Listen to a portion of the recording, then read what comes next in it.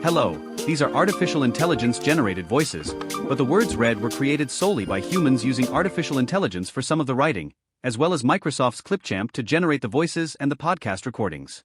Welcome back to our podcast series, where we explore the various emergency support functions and the needs of children in disaster response and recovery. Today, we're discussing ESF number 10, Hazardous Materials. This ESF focuses on responding to and managing oil and hazardous substance incidents. Threats like severe weather, fires and industrial accidents make this ESF particularly important to protect children from injury from their hazards. For example, the Norfolk Southern train derailment that occurred in East Palestine, Ohio, in 2024. Plus pollutant releases associated with flooded industrial sites are always a huge concern during hurricane season. Once again, I am joined by my podcast partner, Patricia Frost, Vice Chair of the National Pediatric Disaster Coalition. Thank you, Mike. I have first-hand experience with this ESF, as the EMS director for a county with many oil refineries and highly hazardous chemical-producing industries. In fact, at one time, the county was considered one of the highest-risk communities in the U.S. for industrial accidents. ESF number 10 is a fascinating emergency support function because industrial and toxic environmental releases and their adverse impacts can be mitigated with strong prevention and safety measures.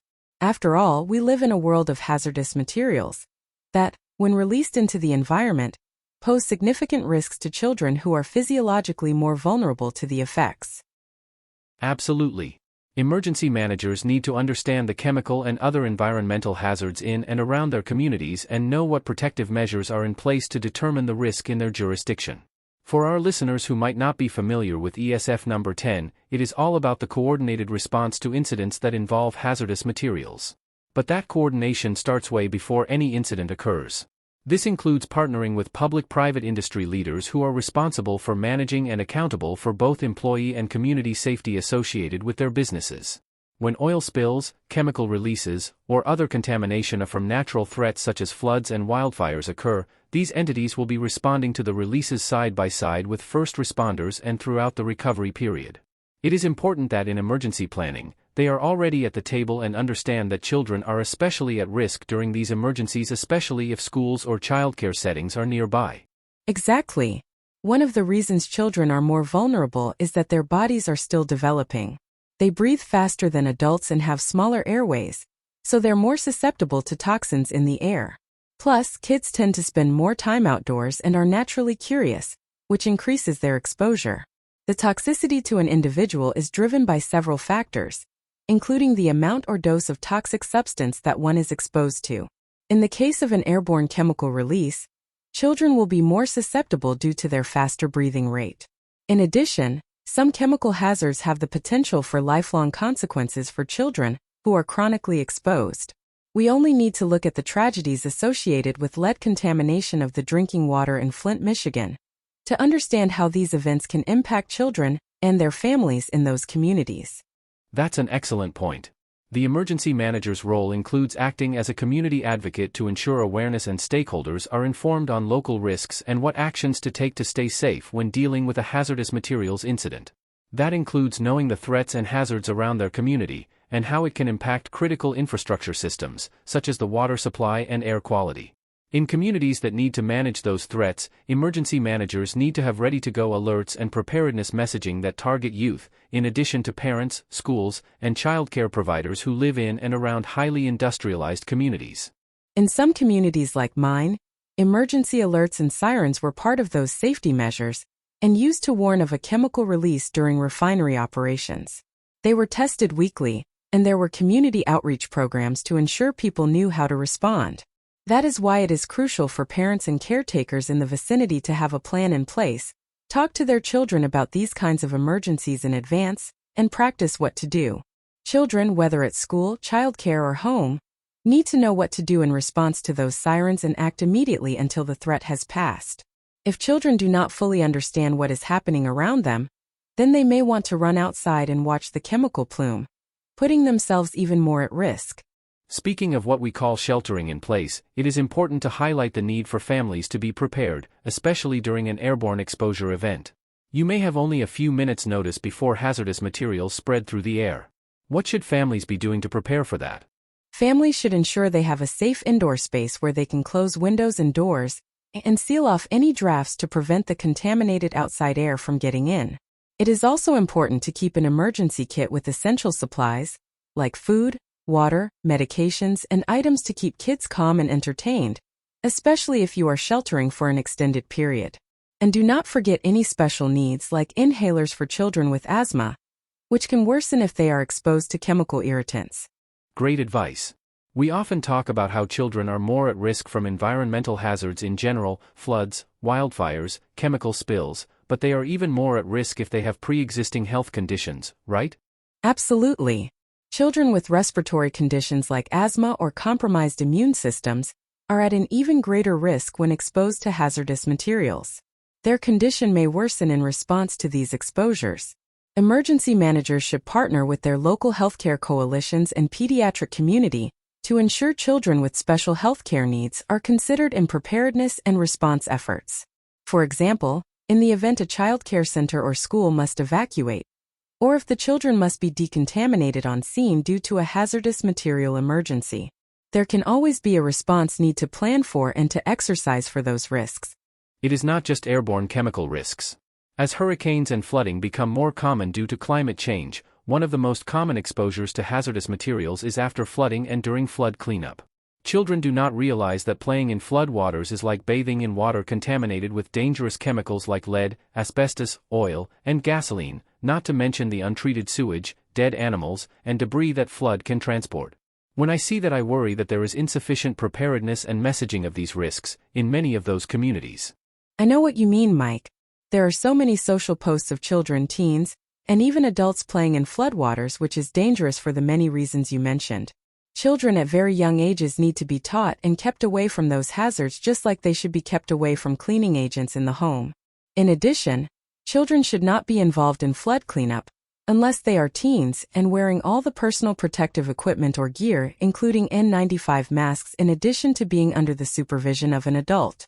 In those circumstances, children can be accidentally exposed to toxins associated not only with cleaning agents but also chemicals in sewage through direct contact with their skin, breathing in dust particles or fumes, or simply putting their hands in their mouths as kids do. We must protect our kids from the adverse impacts of the response even into recovery.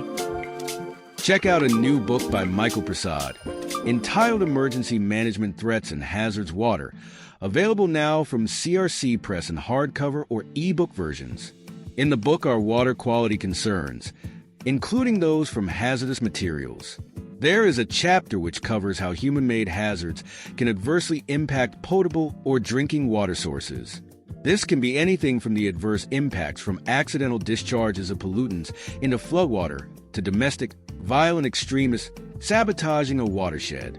There are many facets and infrastructure layers to any nation's oldest utility: the delivery of clean water from somewhere else to where it is needed by us. This chapter covers the adverse impacts to raw water and natural water sources. There is also another part of the book which has adverse impacts to a country's water supply and treatment systems themselves. This chapter is just one of the major parts of the book. In this case, the water quality hazard part. Each chapter in every hazard part will have an overview of the specific hazard and its adverse impacts to communities. Case examples for historical reference.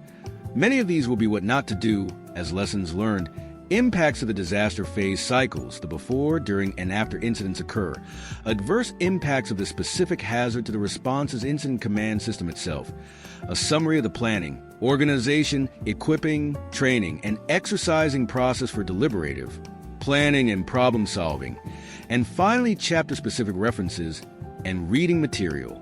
From any of these hazards, threats can be generated. The book covers those as well. These hazards will most likely require emergency management actions across the full disaster phase cycle. The book covers all of the emergency support functions, or ESFs, and recovery support functions, or RSFs, as well as the community lifelines, or CLs. For each hazard, find out how to obtain the book Emergency Management Threats and Hazards, Water, in the podcast notes section. Welcome back, Pat. And what about wildfires? What are the hazardous materials associated with those events? Besides the smoke, which is well understood to be capable of traveling hundreds of miles away, and impacting the air quality of other communities. When homes and communities experience fire, the burned structures and their contents become hazardous waste sites. Cleanups are coordinated with public health and environmental health experts. The American Academy of Pediatrics and the Pediatric Environmental Health Specialty Units of the CDC recommend that children be the last group to re-enter a burn site due to the hazardous materials dangers. Children, and whenever possible teens, should only be permitted to return after affected areas have been cleaned up. Hazardous materials pose a severe risk to children in all sorts of disasters. So, in summing up, ESF number 10 is all about preventing and responding to hazardous materials incidents. Emergency managers, responders, and the whole community play a vital role in preventing and protecting children from chemical exposures associated with chemical releases and incidents like flooding. Children are not just smaller versions of adults, they have unique needs, both physically and emotionally. That is why parents, responders, and emergency workers work together to ensure their safety. That's right. Planning, understanding the risks, and ensuring children know what to expect can make a difference in keeping them safe during a hazardous materials release. As we hope these podcasts are describing, children's health and well-being are a priority during any emergency. Thank you for sharing your expertise. To all our listeners, we all need to be prepared, not just for yourselves but also for the little ones who rely on you. You can find more resources and tips on our social media pages, so stay connected and stay safe. Next up in our podcast series is episode number 11 on ESF 11, which is Agriculture and Natural Resources.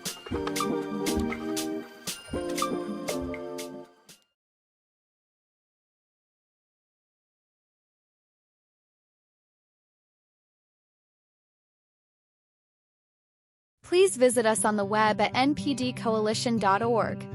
Our vision is to support the development of a unified medical and health emergency management community to prepare, respond, and recover from emergencies and disasters.